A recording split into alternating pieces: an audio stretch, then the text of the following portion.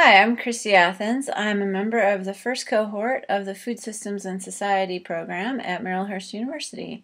This is my thesis video. Thanks for watching. I made it because I understand that some people might not want to read my entire thesis. It is 100 pages long, so I understand if you're not so inclined. I hope you enjoy this shorter version of what I've done, and I have slides that follow to show you what I'm talking about.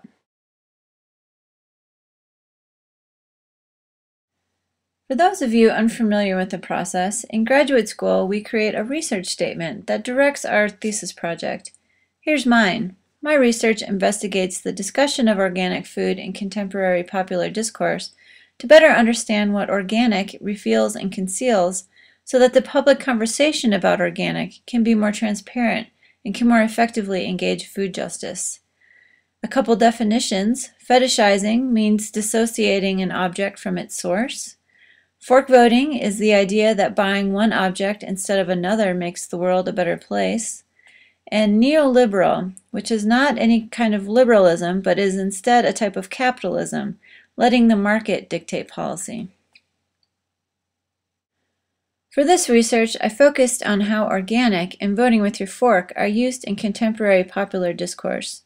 I defined contemporary to mean since the passage of the Organic Foods Production Act of 1990, which is the law that created the USDA organic label. Most of the literature I reference is even newer, published or released since 2000, extending into April 2015. Why did I critically analyze organic, which at this point seems like one of the only good things going on in the world?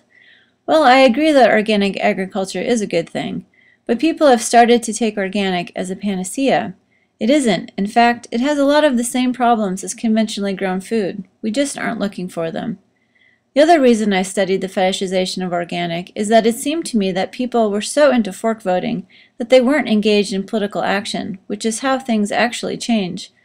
I considered whether these two things together create unintended consequences for all of us, but also specifically and dramatically for non-organic eaters and for farm workers.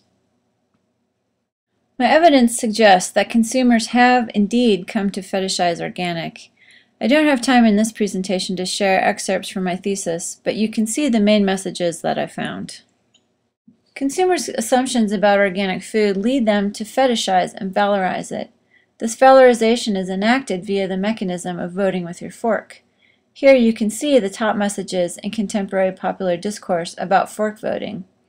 The discourse demonstrates that consumers believe that voting with your fork for organic is a viable strategy for social change, when it actually aligns with neoliberal philosophy, simply making corporations richer. Valorizing organic bifurcates the food industry into good and bad factions. This harms non-organic eaters by creating fear and shame around eating conventionally grown food. When people conflate buying good with doing good via their fork voting, they disenfranchise low-income and food-insecure eaters in relation to their ability to change the food system. Valorizing organic also harms farm workers, as most organic farms are shown to provide the same substandard working conditions as conventional farms. It's important to consider the food system comprehensively in order to debunk the false choice between organic and conventional, or between farmer and worker, to support environmentalism, human rights for farm workers and people who are food insecure, and local economies and small businesses, and to create a basis for improvement in farm workers' conditions and food insecure people's access to fresh food. So, if fork voting isn't the answer, what is? Here are some of my recommendations. And one thing to note, most farmers aren't making any money either. 49% of the value of a farm product is realized by the manufacturer of the processed food item. The farmer receives 1.7% and the farm worker 0.3%. The corporate manufacturing sector, with its political power to influence lawmakers, must cede some of its profits to the farmers and farm workers that keep them in business.